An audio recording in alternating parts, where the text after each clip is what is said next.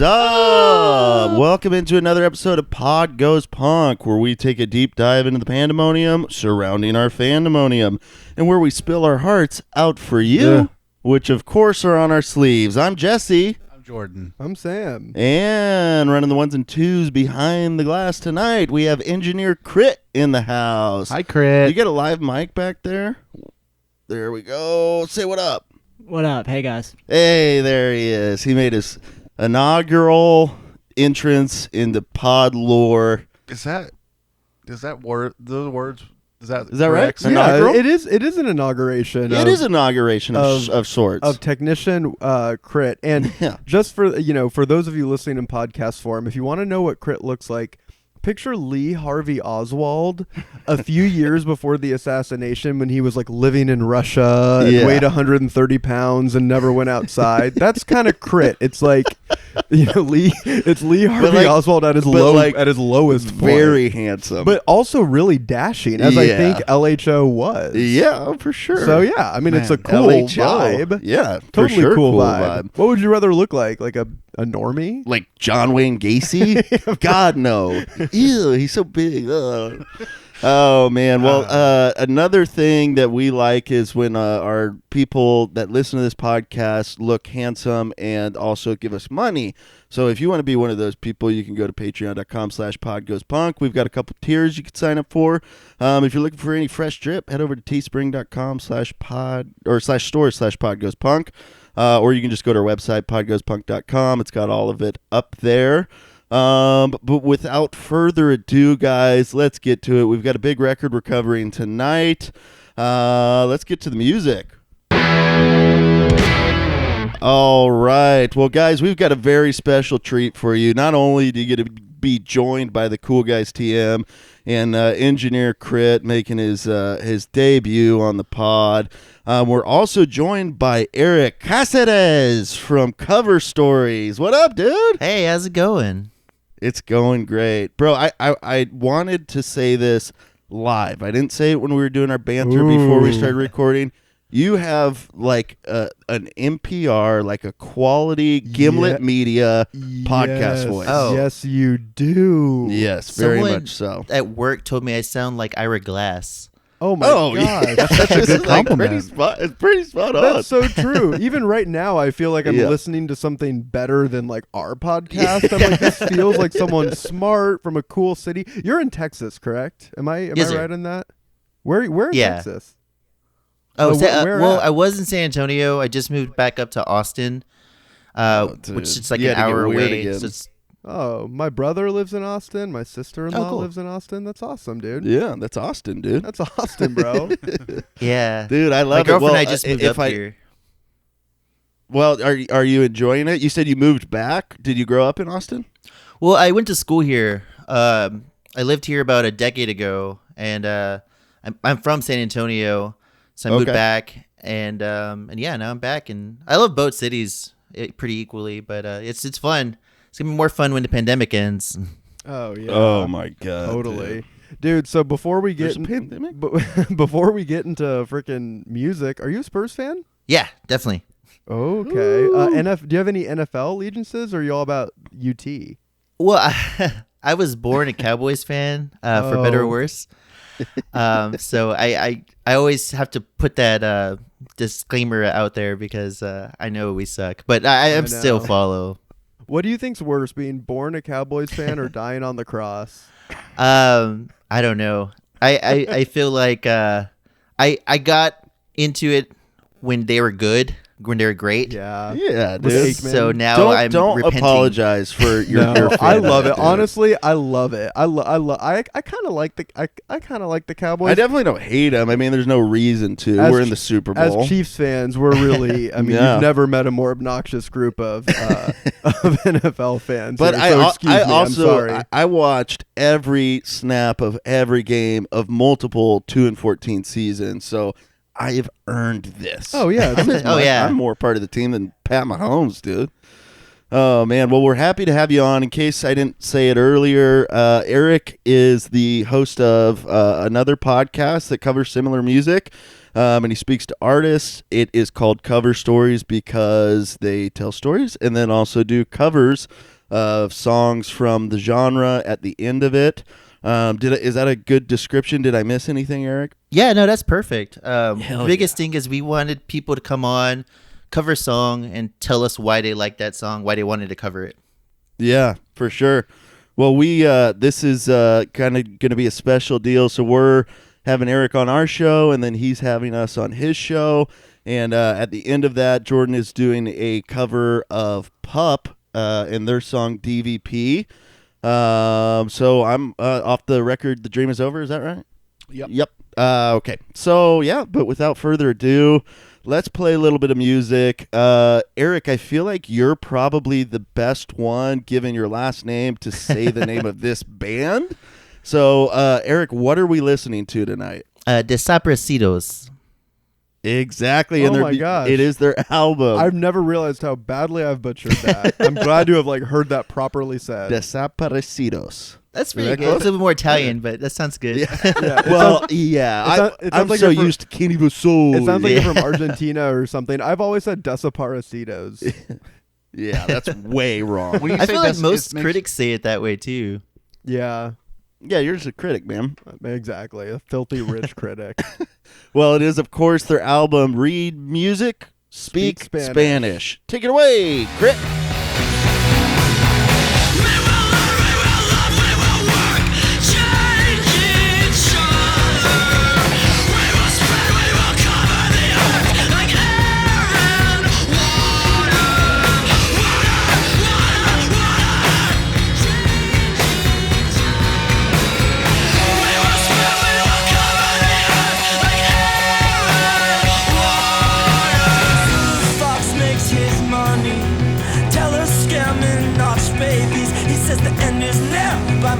Say, I'll make you young again.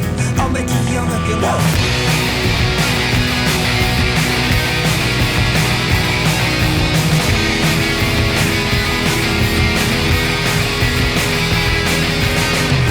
Too bad that nowadays you just point and click, swing low, satellite, hot white chariot, and the computer's blue glare. Bombs burst in the air. There was a city once, now nothing's there. Freedom comes at their expense. Makes sense, causing dollars and cents. They're stretching barbed wire across a picket fences surrounding your housing development.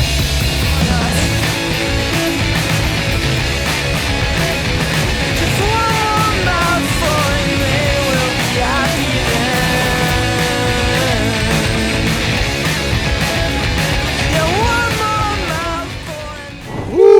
Oh my God. Nicely done. Well, Erik, you're the guest of honor here. I would love to know, man, what you recommended this album for the ep. What does it mean to you? What does it speak to you? Why do you like it? I think it's the most underrated pop punk album of the 2000s. I discovered it late. I didn't discover it till maybe my freshman year of college in 2006. And I was huge into Bright Eyes, and I learned about Commander Venus, their first band, Conor's first band. And I really liked him, even though he definitely sounds like he's 14. Yeah, he sounds like a little kid. Yeah, because he is. But when I learned about this album, I think I heard Greater Omaha, and I immediately bought it on Amazon, and I was obsessed with it. And it still holds up. It's so relevant now, and it's still just so good. My favorite Bright Eyes song is Let's Not Shit Ourselves. And I feel like the last 3 minutes of that song is the same energy on this whole album. Yeah. That's a great point, man. Yeah. It really is. Yeah, I had listened to it sparingly, but it was like kind of motivated by my infatuation with Bright Eyes. And so I was like, oh, this is his other stuff. Let me check it out.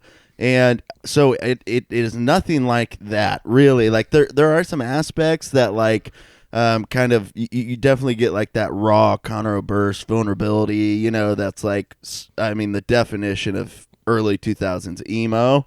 And so I love that quality of it and did back then, but it didn't like hit me this week, or it didn't hit me until this week, like just how fucking awesome it is. And the hard parts are like really, really well done. It seems like very much, there's like a lot going on, you know? So it's like, it's not as polished as I maybe would want it to be, but I don't know if that takes away from it at all. It's like the same way that like that Tiger's Jaw record, it's like, you know, that sounded a little bit rough, and like came out in '08, so even later than this, but like that's what makes it great. Like that's an endearing quality because it feels like just a bunch of people playing music together. So I love it. Sam, we'll wait to go for you because we know that you love the shit. I want to hear your thoughts on it. But before we do, Jordan, what about you? So I really like this record. I remember listening to it when it came out because I was in a big Bright Eyes phase, even then, still am. And I didn't appreciate it like I feel like I should have because there was just a lot of other hard music I was listening to. Like that maybe appealed to me more, but when I listen to it now, it's like, man, I really should have been liking this and not liking whatever I was liking instead of it. And I think that it sounds like Conor Oberst, like if Bright Eyes is acoustic, this record is Conor Oberst as electric. You know what I mean? Like it's just like it's just there's a lot of like really disgusting distortion on it. Oh god, it's like all fuzz, like a fuzz box, like just fucking feedback the entire time. It's so good. I love it. Yeah, it's tight, dude. Very good. Well, Sam, what about you? Man, so I'm so happy to hear Erik say that like he thinks this is one of the most underrated pop punk records of the 2000s, because I mean, I've never really like thought that, but I completely agree. As soon as he said it, I was like, yes, that's so true. And for me, my older brother, who is 4 years older than me, who's been on the pod when we did Alkaline Trio, Nick, he was super into this when I was in middle school. So like when I heard this, I think I was in 8th grade, or maybe the end of my 7th grade year, and it really blew me away. I loved how completely political it was, and this is not that long after 9/11. You know, it's less than a year, and he's decrying the troops and capitalism, and in a way that it really activated something within me as like a young teenager to be like, oh, this is like political and edgy and punk. And that's like, I immediately thought that's so fucking cool. That's like hit 60s, like badass, like really kind of going for it politically. And you couple that kind of like lyrical content with, you know, the songwriting ability of Conor Oberst, and it's like a 5-piece band. So you get these like other influences on it. Like it's not just like a Bright Eyes record, like as you put it, Jesse, like it's not just like, oh, this is kind of like the Bright Eyes thing. It's really quite different. Yeah, for sure. I appreciated it so much at the time, and like it really holds something special to me. So I'm so happy to be hearing that. That being said, though, I also skip like 3 songs every time I listen to this record, and I've done so since I was in 8th grade or whatever. So full disclosure, it's almost like an EP for me that I've never stopped listening to. Yeah, I'm very interested to see what 3 songs you skip. Yeah, I am too. But we have some more things that we need to get to.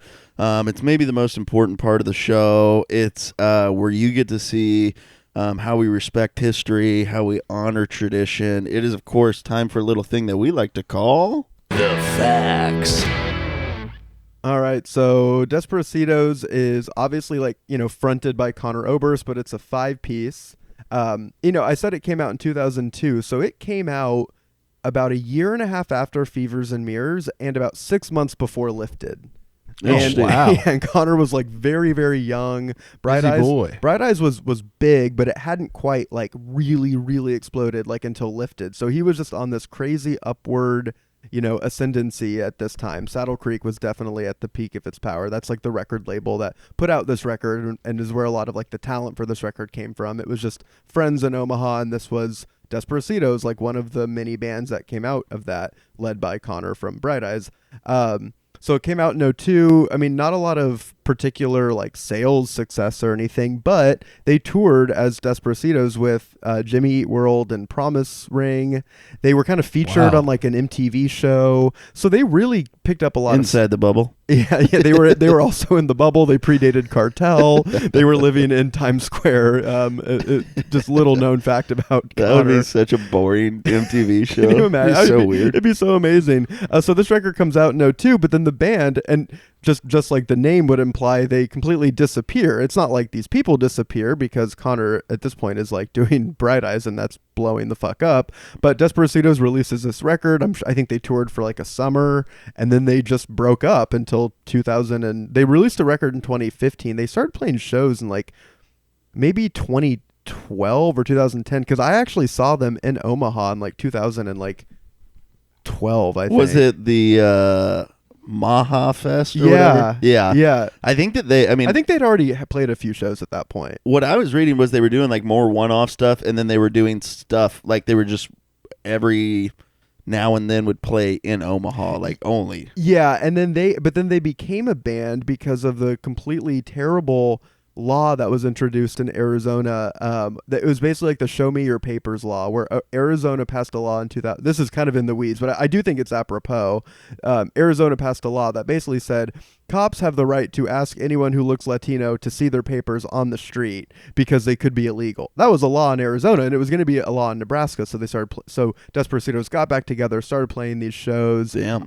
Yeah. I mean, they really kind of lived out their political identity as like a art outfit. Okay, I know this is going long, but there's a couple things I just have to get to because they are so funny. Desaparecidos did a great interview with Vice.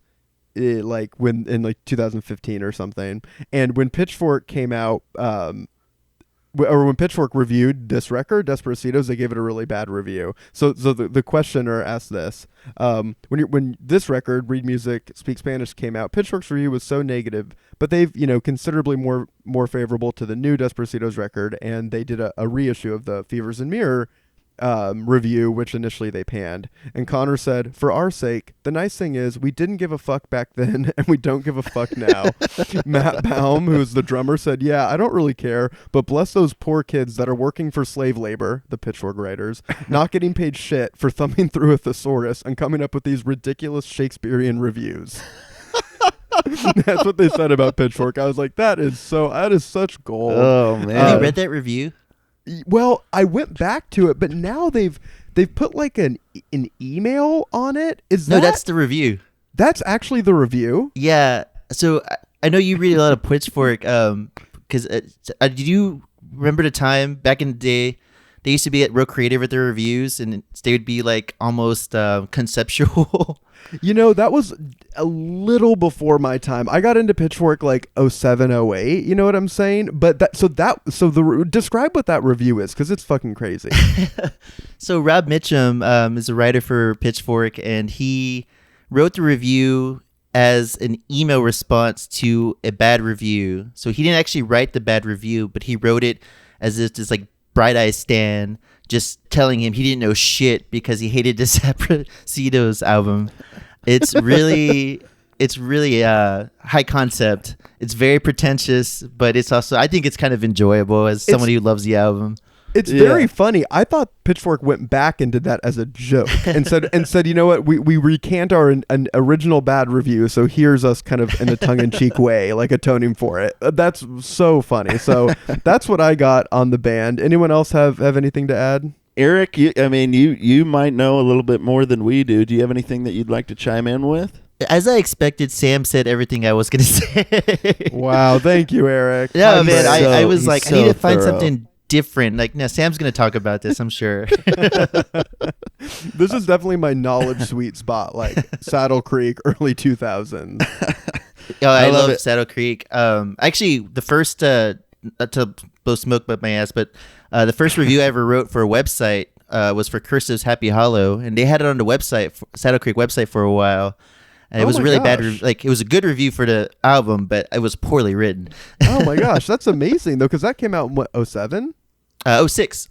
Oh wow, well, good for you, dude. Great album. Let's go back and find that review. Yeah, let's do it, man. Put it on the Patreon. Yeah. Sell it. Sell the original manuscript. Yeah, you get Erik from Cover Stories original 06 Happy Hollow review. That'd be so funny. That's gonna be like a $2,000 tier. Well, before we leave the fact section, I wanna play a little a game of facts. I don't even know what to call it, but I just Conor Oberst has been so prolific in the scene because he's brought acts up through Saddle Creek, but he's also like partnered with a bunch of people and done different collab bands, and then has had different iterations of his own work. So I'm gonna ask you guys a question, and I'm looking for a number here. How many acts has Conor Oberst been a part of? Ooh. In which he was a primary force in an album that they put out. So not like a guest spot, not guest vocals. Like, what acts has he been a part of? How many? I'm going to say 9. 9, okay. Erik, you got any thoughts? I guess I'm going to go with 7. 7. Sam, what about you? I'm gonna go with 5. 5. All right. Well, it's split between Jordan and Erik. It's 8. What are? Oh, because okay. I know. Bright Eyes, Conor Oberst, self-titled work. Commander Venus, Desaparecidos, which we're covering tonight. Park Avenue, Monsters of Folk, Better Oblivion Community Center, and The Faint.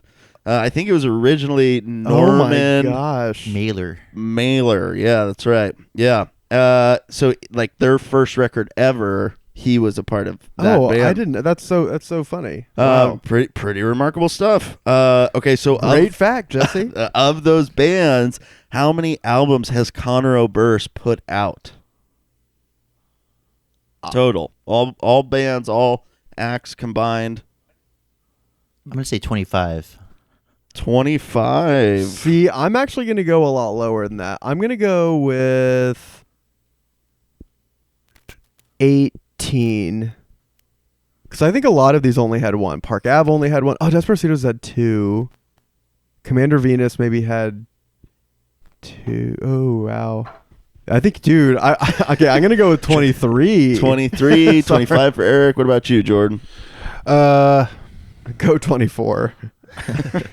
Yeah, 24. Maximize your chance of 24. losing. Well, Erik wins this round. Ooh. 27. Wow. Very nice. 10 for Bright Eyes. These are just LPs. Just LPs. 10 for Bright Eyes, 9 for Conor, 2 for Commander Venus, 2 for Desaparecidos, 1 Park Ave, 1 Monsters of Folk, 1 Better Living Community Center, 1 The Faint. 10 Bright Eyes records. That's a lot. That is a lot. But speaking of a lot, he's also landed quite a few in the top 40 on the Billboard 200.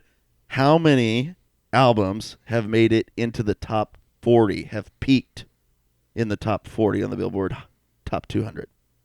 I'm going to say 7. 7. Jordan? 8. Erik? I think I'm going to go 5. 5. It is 10. Whoa! 5 for point for Bright me. Eyes. Monsters of Folk, I'm sure. Yes, Monsters Folk, Better Oblivion Community Center, Connor's self-titled, Oh, wow. I didn't know that. and then Outer South. I think When the President Talks to God was like, he played that on the Tonight Show. Yeah, and that was pretty. That's a big hit. Yeah. Erik, have you gotten into the solo Connor stuff or with the Mystic River Valley Band? Not really. Like, I like what I've heard. Yeah. But after Casadega, I kind of got really into like different types of music, and I haven't really come back to. I need to. Dude, you should. I love the solo I need stuff. to listen to like the People's Key and Down in the Weeds Where the World Once Was. Like his more like that one came out last year. Yeah, that just came out. People's Key I'm not as high on, but let's not get lost. Yeah, let's not get we down won't lost. get down in the weeds where the world once was. We'll keep chugging along. Kind of a fun fact there, though. Number 4 is the highest an album's peaked, which was Casadega in 07. That was a big deal. It was a big deal. I think that he was still riding high. What Digital Ash, Digital Earn, That was a I'm Wide Awake, huge- It's Morning. Those came out on the same day, and they both peaked in the top 40. I think like it's awesome. 10 and 15 or something. Pretty crazy. We saw Bright Eyes and The Faint opened for them. No, Bright Eyes open. Yeah, The Faint open. The Faint opened for Bright Eyes, but they were doing different. Like they were rotating albums. So like one night they'd play this like Digital Ash. The other night they'd play I'm Wide Awake.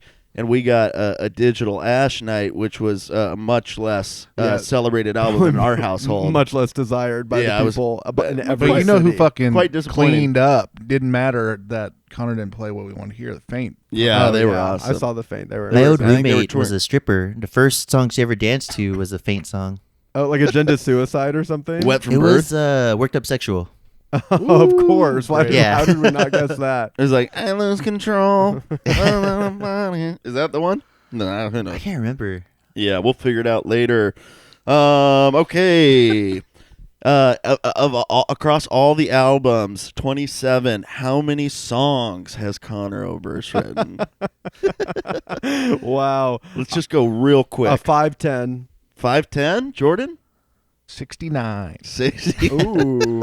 I guess I got to go 420 now. Yes, Yeah, fuck King. yeah. Eric, as bad as I want you to be right, it is 598. Oh, wow. Ooh, You're very okay. close, Sam. Isn't that remarkable? And that might not be entirely factual. It was pretty hard to find. Like, I know. Good for you for yeah, so putting that's that that's together. as close as probably anybody's going to come. And final answer or final question here: what is Conor Oberst's net worth?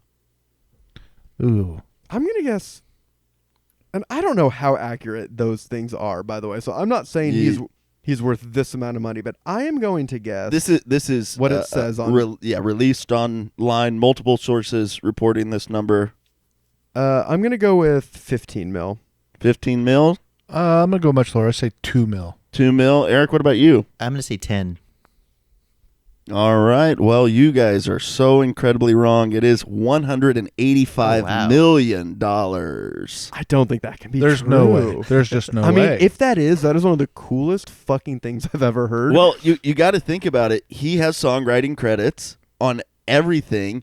He has 10 albums that charted in the top 40. I get yeah. Radio play, He was movie, Big publishing, tour. he also was royalties. famous and made music before everything Yeah. switched online. Yeah. And maybe he owned a part of Saddle Creek. I don't exactly know. But I think he did. I know I his think brother he's helped start it. He still owns a part of it, and they have like a restaurant in Omaha that we went to. This is I don't Page think Turners. I don't think It's he a still bar. owns actually though. I don't think he's formally associated with Saddle Creek though, because the most recent Desaparecidos record, Paola, was actually released on Epitaph. Yeah. And in an interview, he was like, "Yeah, I don't have any bad blood with the Saddle Creek guys at all." But so I mean, that's all I know. Maybe he still is, but Wow. Well, dude, That's 185 million can cure a lot of For ill real. will. Anyway, well, that wraps up the facts I got a section. fact. Oh, Jordan's got one. my wife is from Omaha. Aw. Very good. All right. Well, it's time for a little thing that we like to call Love it and leave it. All right. Well, Eric, you have listened to the podcast, and so I will let you go first. Tell me what you're loving. Tell me what you're leaving behind. So my love it is Mañana. Oh, Hey! Yes. I'm a slut for waltzes, man. I just love the way it starts off. I love the 3/4. It's just it's a cool song. I love that. I want to make a T-shirt that says "I'm a slut for waltzes," and the back says "Love the 3/4." Very good. All right, Crit. Well, let's play a little bit, and then we'll talk about it.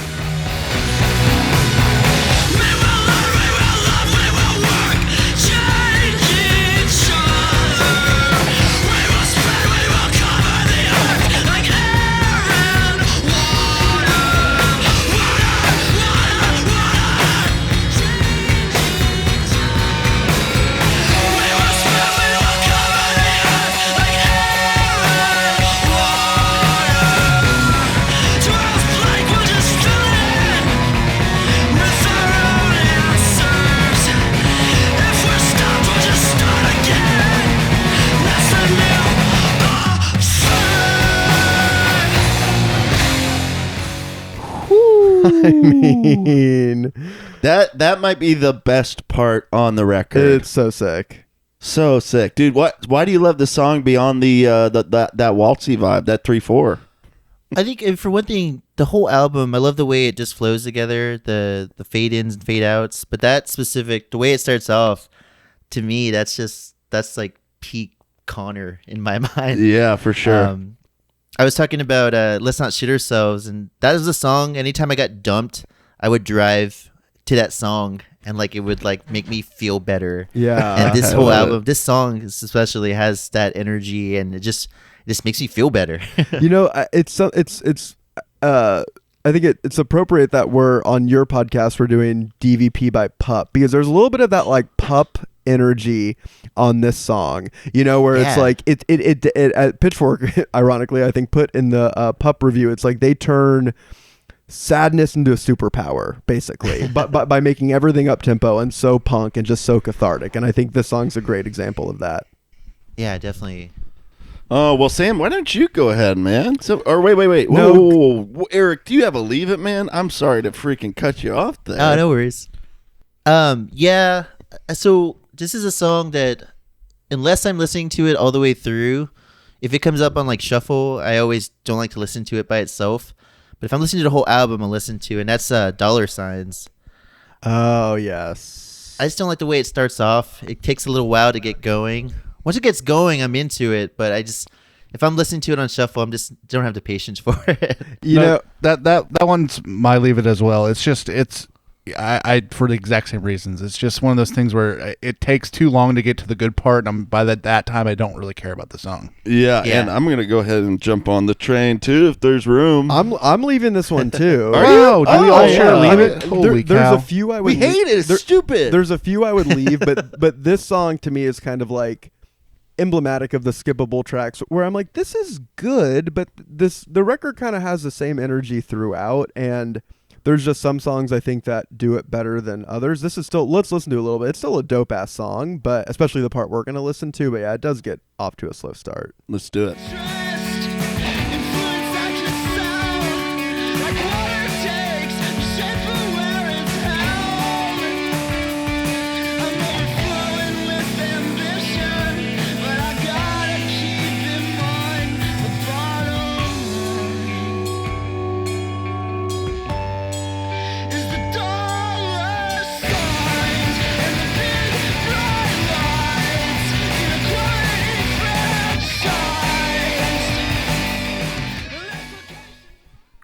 It definitely is. It picks up at the Yeah. end When it's at there. that part, like that It- is it- cool it- sounding, but like it takes I too long to get get a there. little bit of like Jeff Rosenstock. Yeah. You know, that little bit of it's kind of like that fucking garage punk, you know, just lo-fi.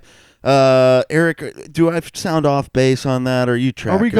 Are we going too hard on? Are we going too $sign? hard on $, man? No, I think those are all valid. I mean, I think that it's just one of those things. I forget I like it until I'm listening to it, and I'm like, oh yeah, I like this song.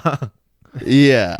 I mean, there are parts, but it's like we could play probably any clip on. You could find any record. There's like whatever the song is that you hate or you want to leave behind. There's probably some part that's like, this part's pretty good. You know? There is, unless you're talking like Yellow Card or another Yellow Card record or a Good Charlotte record. Like, then there's really going to be some, whoa, get me the fuck out of here. Yeah, exactly. I agree. That's my Leave It too. Nice. Okay, so Wow. we all share Leave It, which is just magical, and it helps expedite the show, which Yes. is kind of a fear that we have of running too long with a guest on. Well, Sam, I won't stall any longer. Tell me what you're loving. You know, this is a show where I wish I could pick like 5, but I'm going to restrain myself and just pick one. Please do. Please And restrain yourself. It has to be The Happiest Place on Earth. Such a good Hey. song. When I was talking about like being in like, you know, middle school and hearing this and thinking, whoa, a part of my identity is like, this is what I want to be.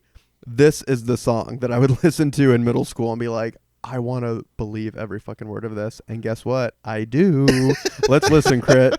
I got a letter from the army, so I think that I'll enlist. Now I'm not brave or proud of nothing. I just want to kill something. Too bad that nowadays you just point and click, swing low, satellite, hot white chariot, and the computer's blue glare bombs burst in the air.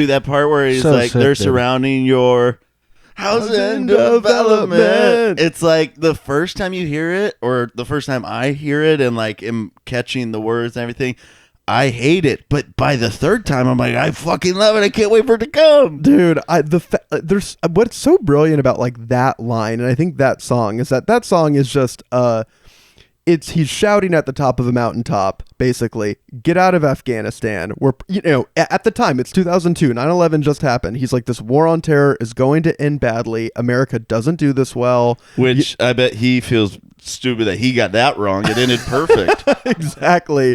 And so he's been so vindicated by time, but like, and that was a really punk thing to do at that time. In 2002, like, America was all about the flag. And, it is well documented I don't have anything against individuals who serve in the military, but generally I'm not going to stand for the troops. I'm just not going to play that game. Some of them are great. Some of them may not be. I'm not going to support the institution of the U.S. military. And if you agree with that, me too. And if you don't agree with that, I don't agree with him at all.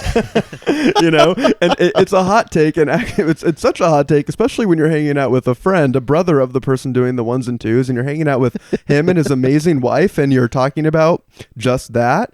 Come to find out that his amazing wife, her dad was in the military, and I didn't know that, and it ended so well, because how can you really agree with what I just said? I'll disagree with it. I'll respect some of them. I won't respect others. I'm going to make a case-by-case basis. Anyway, I fucking love this song. Eric, go off, King. Tell me why you love this song. I know you do.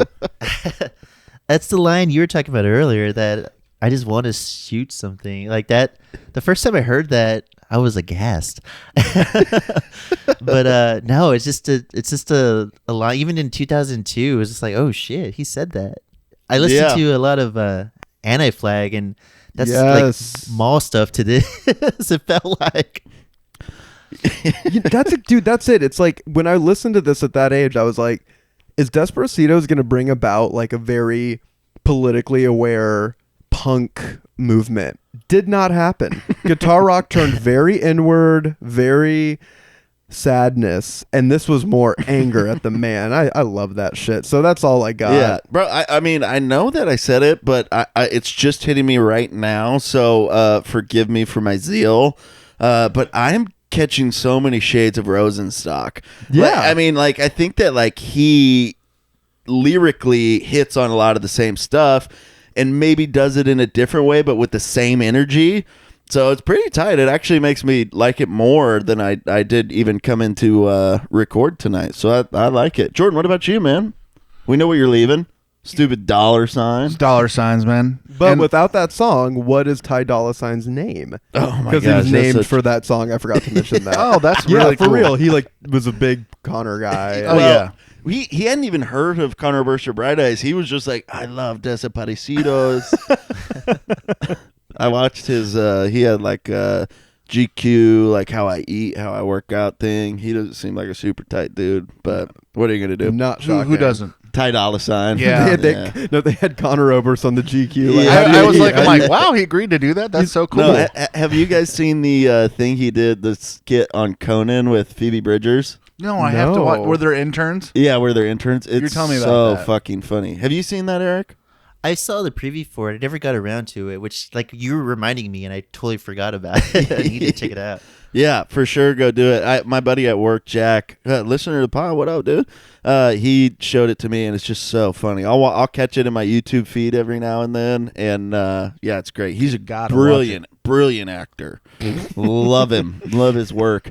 But Jordan, what are you loving? Oh, as we all know, money is the root of all evil, and so I hate money, and I never want too. any money. And I fucking love GameStop stock. Yeah. Ooh, soar to the moon. Yeah, so I take my one thing that I hate the most, and I'm gonna exchange it for my favorite place in Omaha, Greater Omaha. Oh, there it is. Okay, well, I love it. Let's play a little bit, and then I'd like to hear why you picked this song. Oh yeah. So Okay. glad you picked this song. Mess me every time, so no more stars in this cattle town. The semis pass make a squealing sound, and that's all you can eat, and they'll never get enough. They'll be feeding us, they'll be feeding on us.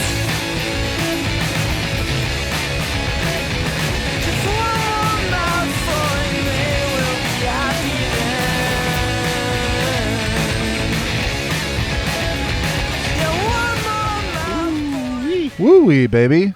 I chose this song because it sounds like a house show. Yeah. You know what I mean? This song puts you in that place where you're like,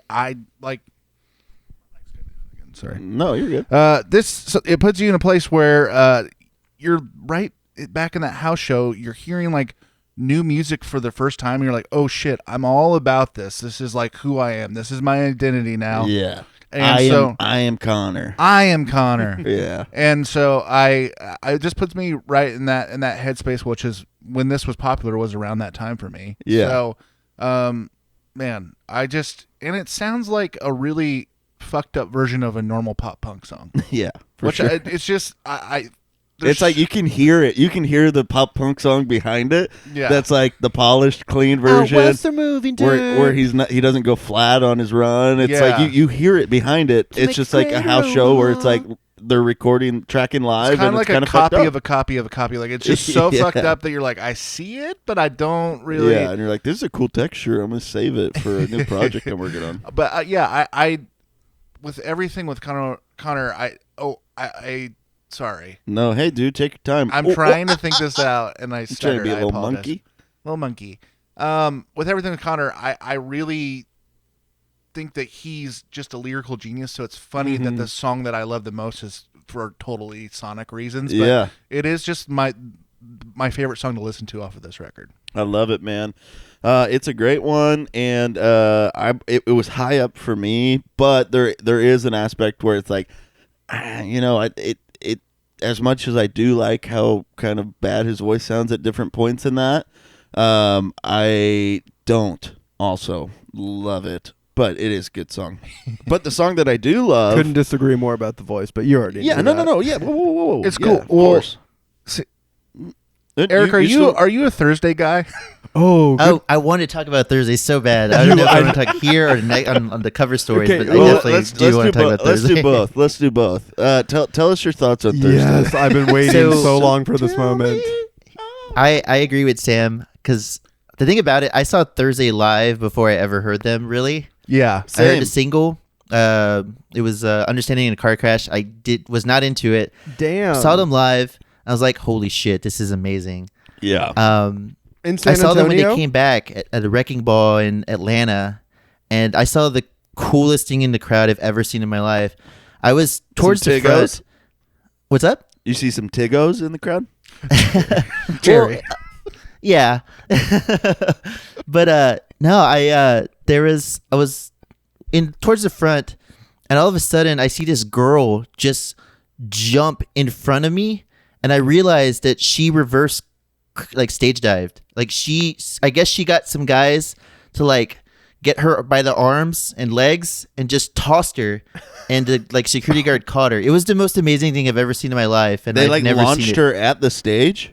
Yeah. Holy shit, that is It was tight. fucking nuts. Oh my God. Wow. This is crazy, but I have seen this at a show before, and it's usually a girl who is there with friends and not really didn't know what was going to happen, and they're just like, hey, get me out of here. And so it's just some dudes getting her out of there. Chucking her on stage. Yeah. Oh my God, that's insane. Dudes or stronger I wish women. I had didn't know her it on was all video, dudes. 'cause the guy, the security guard, is right place, right time. Because otherwise, that girl would have busted her face on the fence. Oh my God. Well, I'm glad But she was all about it. She was going We're so crazy. thankful It was she's nuts. okay. Yeah. Yeah.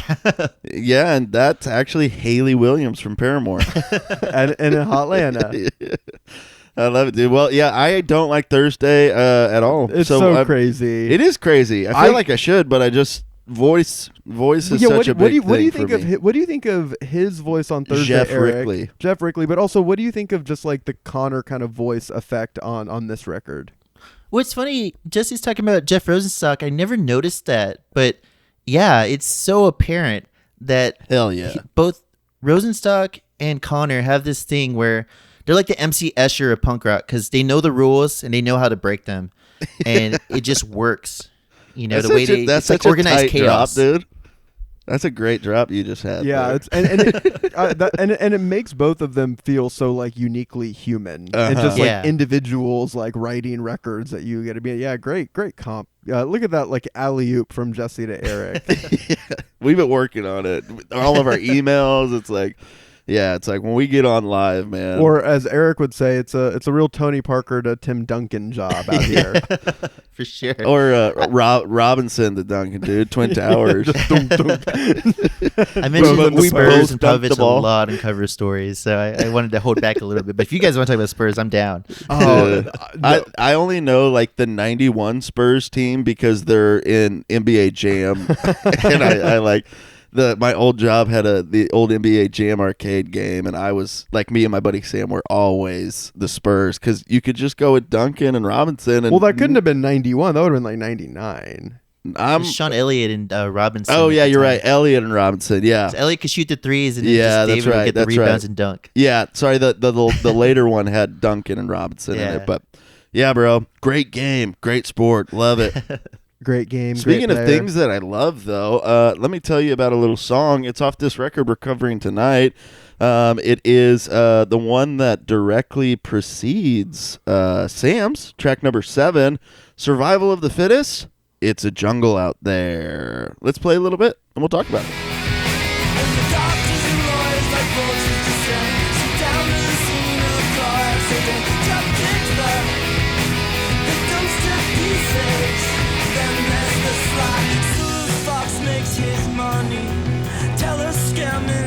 Babies, he says the end is now by my policy. I'll make you young again. I'll make you young again. Whoa.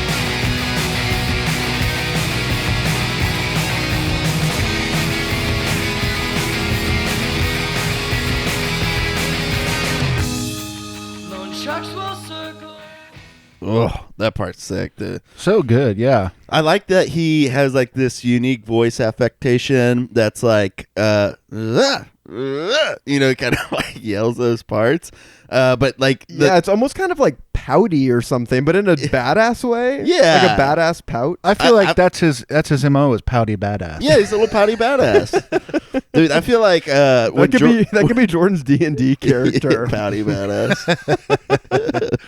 I had an idea while you were talking, Jordan, about making like gym shirts, like that's like beast mode or whatever, but doing it with like Conor Oberst's face on it, but still having to be just as hard. That would be so sick. Like one that says "We are Conor." Yeah, like, Do you usually think about other stuff when I'm talking? Yeah, whenever you talk, I'm like, "What's a cool T-shirt?" do it like dry fit, like Connor Strong. It's branded like the AFC Championship shirt, but it's all about Connor. It's got the Saddle Creek logo at the bottom. That would actually be really awesome. Yeah. For real. You should do that. Yeah, Yeah, please make it. I'm Make it definitely now. gonna do it. Gonna make $1 billion. Connor won't care. Yeah, I like that song. I think that there's like the through line to Bright Eyes is a little bit stronger in this part, especially like what we listen to, and the melody is a little bit more discernible in it.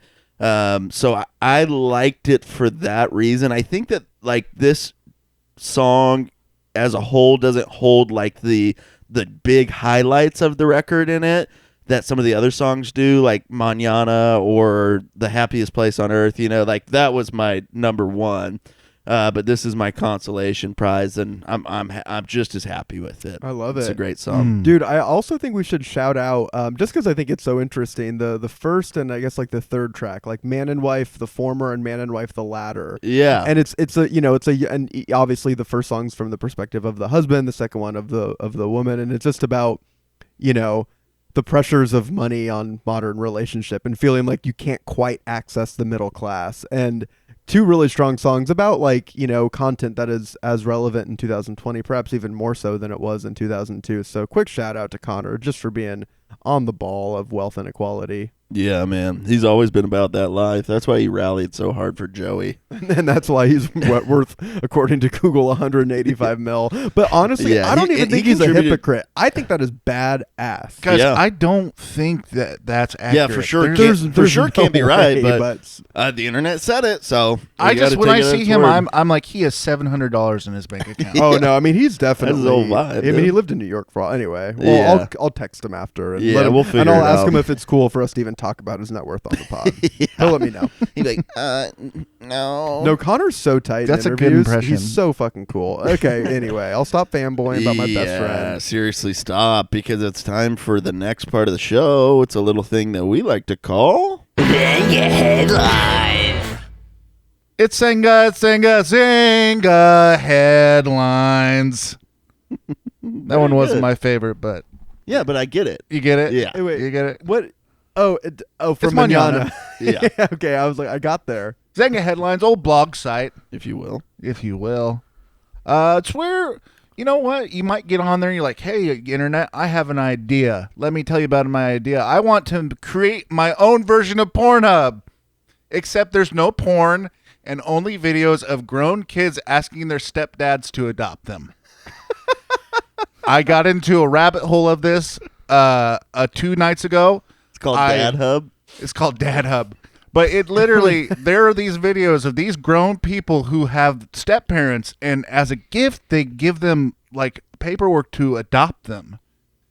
And it's, The kid gives it to the stepdad. yeah, it's crushingly beautiful. I cool. was weeping watching these videos. I've seen a couple of them. And then I realized, like, why don't I want to adopt my stepdad? I don't want my stepdad to adopt me. I just wish I had my normal dad the whole time. I didn't have to know my stepdad. Like Yeah. your subconscious, like your Freudian, like childish heart desires are your lizard brain. I can't even say they're beneath the surface when you're watching YouTube videos of stepchildren. It was like emotional. It's emotional masturbation. Like I was just like, I'm just like, I can watch this and I'll cry more and more But and for more. you, it's like emotional S&M. It's like, look what I don't have. Oh, daddy, I don't want you. I don't want you to be my daddy. I just wanted my real daddy.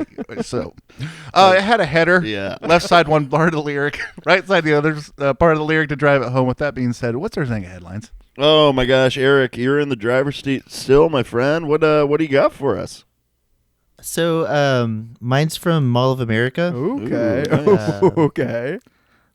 Left side, I'm going to lie down with the common sound.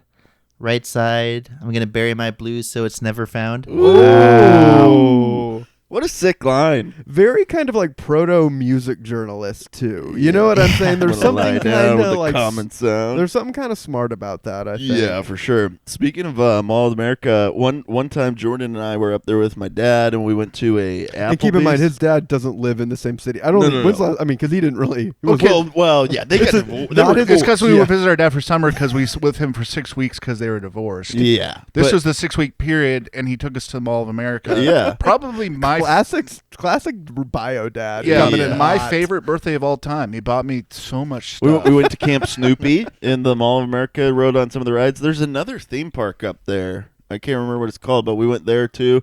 But we went to Applebee's after we went to the Mall of America and saw As I Lay Dying there. And this was before Wait, as I lay down. Tim Lambesis had tried to get his wife killed. So it was the guitar player and Tim Lambesis, and like we recognized him. And I don't know if like we went over there or No, the guitar player saw that we were kind of geeking out. Yeah, he came yeah. over and he talked to us. Tim didn't come over. Nah. He was probably like, shooting up steroids. No, texting hit. he was on the phone. He was like, yeah, he had a lot of yeah, red she's gonna yarn. be at He had a home lot of alone. red yarn out attached to different pictures and stuff. And I'm like, what the fuck's he doing? This is an Applebee's. Exactly. And it's funny now because Christ has redeemed their marriage. So Yeah, watch the that- video. Is that a thing? yeah. Oh, it's not. No, it's not their marriage. He got remarried, and she Oh. doesn't judge him for that. Oh, gotcha. Yeah. No, sounds healthy. They were on Ozfest. So that I could tell you what happened to Tim Lambesis. Honestly, if you want to forgive Tim Lambesis, listen to 94 Hours. You'll be like, you know what, this guy isn't so bad. Yeah, for sure. Anyway, I'll go with mine. Yes. Okay, here it is. It comes from the song "The Happiest Place on Earth." Did you take mine? Maybe, but it is chock full of them, I so probably know. not. It is left side. We need some. Right side. Harder shit. Oh, awesome! Not mine, but I love it. That's a call of elder men in the country asking for fiber. You know what I mean? Yeah, exactly. That's like a straight up dad joke. That is, it works. holy shit! Am I putting my kids to bed? Fuck. You're onto something. All right, Jordan, are you ready or should I go? I'm ready. Go for it. Let me Cam. go. Let me go. Mine is from the song "Mañana," and my favorite song. But I had to let Eric take it. I'm not going to be like, oh, actually, I want that. I'm song. actually sorry, Eric. It's like kind of my podcast, dude. I had backups just in case. No, No way. I had a feeling that's probably was going to get taken, so I was like, I have to have two favorites on this one. Oh, we all had backups. We all have backups. Yeah. So left side, we will cover the earth. Right side, like air and water. Ooh, That's a great line. It really is. It is awesome, but also like I mean it in a malicious way. Like I'm threatening somebody. Yeah, you and the Jordan Allman Army. Well, we already do. I mean, if you saw the subreddits that I oversee, saw the holy- freaking 8chan. If you saw all of the 8chan content Yeah. that Jordan's been pumping out. Okay, am I ready? Yeah, Can I go? dude. Can I Yeah. go? Yeah, go. Almondanon. That would be it. Almondanon. Almanon. Almanon. That's Yeah. good. Okay, go ahead. Mine's from Happiest Place on Earth as well. It's left side, opportunity, no, it don't exist. Right side, it's the opiate of the populace. Oh wow. And I don't really disagree with it. I mean, I think opportunity does exist, but it's such a sliding scale based on essentially how much money your parents had or have. And that's greatly informed by our race, and like that just is a thing, and yet, you know, of course we all think, and as white people from the middle to upper middle class, we're like, well, this is available to everyone, right? You know, and I think, Dude, tell that to freaking Donnie Trump, bro.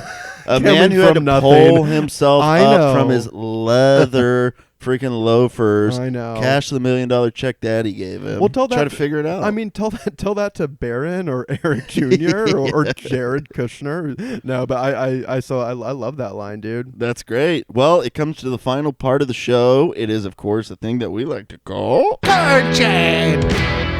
All right. Well, it is corn trees, or otherwise known as cork trees. It is the rubric by which we grade records, and I am interested to hear where you guys land on this, because to Sam's point, he's like, there's 3 that I skip every time. It's basically an incredible EP for me. But Erik recommended it, so I've got to think he thinks very highly of it. So I'm super interested. Please don't keep me waiting any longer, Erik. What are you giving this record? I got to go with a 10. 10. Woo! I love that. I felt like I was real critical of albums before I started listening to you guys, and I was like, no, like I should really talk about how I feel about this, and this is one of the reasons why I wanted to pick this one, because I think it's a perfect album. Dude, I love that. And I also love that we encouraged you to be like more true to yourself, man. Yeah, man. We're kind of like counselors to you a little bit. It's so, you know what? Pretty much. And Erik, I wonder if you would agree, but as people that do a podcast about music, and I'm sure maybe just people that do podcasts about anything, it's like, it's better to just talk about stuff that you like. Yeah, you for know sure. what I mean? Yeah. Or like to kind of, Or that you really hate. or that you really fucking hate. Hey, Like My first writing job, I used to write for this website, and I hated writing bad reviews. I wrote a really bad review about an All Time Low album, oh, and they actually sponsored the website. oh no. And I got so scared they were going to read it, and I was going to get fired. Oh, well, so do you currently work as a music journalist? No, it's been a while. I used to write for our alt weekly, but it was mostly just like, you know, event kind of stuff. Like, if you like this, you like this band, Yeah, and stuff like that's that. cool, man. What do you do now? Well, I work in insurance, but Oh, yeah. as far as anything journalisming, just pretty much the podcast. We write stuff every once in a while, but we don't really keep up with it too much right now. We're trying to get back into it. Oh yeah, well that's cool, dude. Yeah. We're trying to get back into it for the first time. Sam is writing blogs periodically, once a month or so. Yeah, If the mood hits I him. want to. It's hard for me to just sit down and pump them out. Yeah, but you had sometimes. committed to me that you would, so we're going to have to figure that out. the shoe's about to drop. Yeah, I love it. Well, Sam, what are you giving the record? You know, even though to your point, Jesse, there are a few songs I skip. I have to give it a 10 out of 10. I love it. Just because like it had such a big impact on me, and it's like the fact that I Yeah. skipped some songs, I'm like, I didn't care then, I don't care now. I fucking love what I love on it. It's so. it's a high tide floats all boats scenario. Exactly. I knew there was an idiom somewhere. Yeah, and I've got them. Anytime you need one, you fucking knock on my door, baby.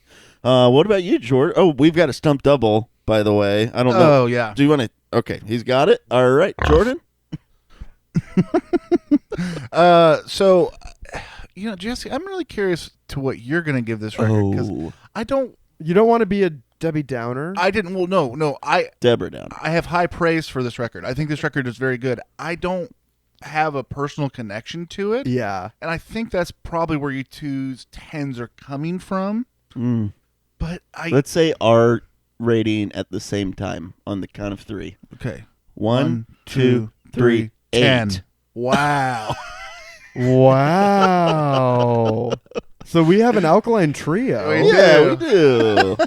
That was my goal. I wanted at least an alkaline trio. Sorry, 4-year strong. Yeah, sorry, all sorry. of Massachusetts. Sorry, Matt Skiba, dude. You don't get to induct another one down to the no. depths of hell, baby. Is this the first time we've had an alkaline trio that's not in the Matt Skiba 666 Society? No, it's happened once or twice Okay. before. Okay. If you look at our score sheet that a fan dude put lovingly together. put together, I went through it and it was pretty remarkable. We need to hit him up and have him update it. Yeah. I gotta send him some merch though for sure. Hey, Yeah, this I'll- thing that you did for free, will you continue to do it Yeah, for free? Man, we want more of it. yeah, we kind of need it like every week. We want it kind of fresh. No. Would that be very good journalism, Ian of us, Eric, just to be like, hey, start doing this stuff for free, please. We'll put it on our... Wait, you guys get paid? No, we do not. Hell no. Yeah, but Not journalists don't either. Yeah, they don't. God, No, no. God, Yeah. No, it's It's- such a privilege. I went to journalism school, found out 3 years in that it was a dying industry, and I was like, well, I might as well finish now. Yeah, you're like, I'm doing it, so whatever. Anyway, so we got 3 10s and an 8, which gives this record a 38, with highest score in Cork Tree history. I absolutely love it. Another thing I absolutely love is having good friends come on the pod, and I would say at this point in time, Eric, you're our collective best friend. Yes. So Couldn't agree. I feel you the stole same. the words I, out of like, my listening to you guys. Yes. My favorite part about your podcast is you'll be talking about something, and I'll be like, "Oh, they should say it," and then like 2 seconds later, you guys say exactly what I was like saying you should say. I love So it feels that. like I'm Yeah, part of the that's awesome. conversation. dude, I love it. There's on occasion I'll like get an email where somebody will be like, I'll have conversations. Like I'll listen to the pod and respond to a question because I'm just like into it. Imagine and, like, how lonely and sad those freaks are. Oh. No, I mean, come on, get married, like do life. I don't know you. I don't like you. They're all Jordan Almonds. They're all fans, Jordan so, Almonds. Yeah. My guys. What's the name of? Oh, the Hong Kongers. They like Yeah. tough love. Yeah, and the troops obviously. You gotta love them, right, Sam? Yeah. Sam, hell yeah. Sam, Yeah. the only troops he does like is Yeah, your fans. is my fans. Well, dude, so happy to have you on again. So we're doing a little show and show with Erik. So we'll be on an episode of Cover Stories, which he has graciously allowed us to put in our feed. But we would encourage you, like, go listen to some of the covers and some of the episodes that he has out. I think that the one you had me go check out was a Fallout Boy one, Yeah. if I'm not mistaken. Yeah. So that was the first one that I listened to, and just hearing like the back and forth, and you guys were like calling out like all of these like early 2000s bands that were like kind of obscure. I'm like, oh my God, I can't believe like they fucking know who that is or whatever, you know? So if you're really into the music, it's like so fun to hear you and whoever's on talk about it. And then the covers are always great. I have yet to be disappointed. And I know you've got a guy from a hit podcast, Pod Goes Punk, coming on to do a pup cover. So that should be out soon. But yeah, bro, appreciate it so much. And looking forward to doing the up with you. Yeah, I just want to say thanks again. I mean, I discovered you guys on a plane trip. I think I searched like Get Up Kids and I found Wow. your Something to Write Home About pod. Oh, that's And I started it thinking like, okay, like, you know, whatever. I don't know who these guys are. And then within like 20 minutes, I was like hooked. So I went and I pretty much binged you guys. So this is awesome. that's I really awesome. appreciate it. Oh, it's so Yeah, nice man. to hear. It's so nice of you to say that. It's nice to know that not all of our fans are idiots. It's a rare confirmation of something I hoped was true. Yeah. It's like we have Erik. We have Eric from Mom Jeans. We have Erik from Eric from Austin. Eric from Austin. We have Casey. Yes, and from then, Virginia. And then we have our Patreon members, and then everyone else. Ugh, You're dead to me. Yeah. You're, Oh, you're man. fired. I love it. Well, thank you guys so much for listening. Make sure you subscribe and like the video if you're watching on YouTube. Write a comment or something. We'll for respond back. listeners, if you're watching on YouTube, I I spilled Jesse's beer in the middle of the ep. Find out when. Yeah. The timestamp. Yeah. Well, they're at the end of the episode, so they've already seen it. Yeah, Yes. I don't think you know how videos work, my friend. Rewind the video. Yeah. Find the timestamp. Put it in the comments. Thank you. Everyone does the classic podcasting. You listen to the last couple of minutes of the podcast first. Yeah, the last You is the can't best. miss. You can't miss. Well, I don't when want to be they're like- anxious. I have to know how it ends. Yeah, exactly. Well, guys, yeah, make sure you do that. If you're listening on Spotify, that's freaking awesome. So effing cool. And you can go do that, and you can set notifications to let you know whenever we've got an ep out so that you don't miss a sweet little thing. And please, if you're listening on Apple Podcast, give us a 5-star rating and positive review. We'll shut your ass Is out. it called? Are they called podcasts? It's a podcast. Very good. You can also head to podgoespunk.com or hit us up, podgoespunk@gmail.com. We would love to hear from you and hear how much you love us or hate us and what albums you'd like us to cover. We're looking for new music always. Anyway, guys, thanks so much for listening. We'll catch you next week. Can I give a quick shout out real quick? Yeah. Sorry. I definitely need to shout out my partner, Zach. He's the one he's the reason why the production's so good, why the videos are so good on YouTube. Check us out on Cover Stories Podcast on YouTube, Cover Stories Podcast on Instagram, Cover Stories TX on Twitter. But he's the brains. I'm just kind of I had a cool idea and he's really turned it into something. So I owe him all the props. Oh, that's Dude, tight. love that. He's the brains. You're the brawn. Yeah, baby. I love it. Well, Eric, thanks again for coming on, man. We will catch y'all next week, and make sure you go subscribe to Cover Stories so you can catch the ep that we're on and go through the episodes. You've got quite a bit of them, and find some stuff that you guys like and listen to it. It's a great pod, and we're happy to be boys and celebrate 2 pods together. So it's great. We'll catch you guys next week. Goodbye. Bye.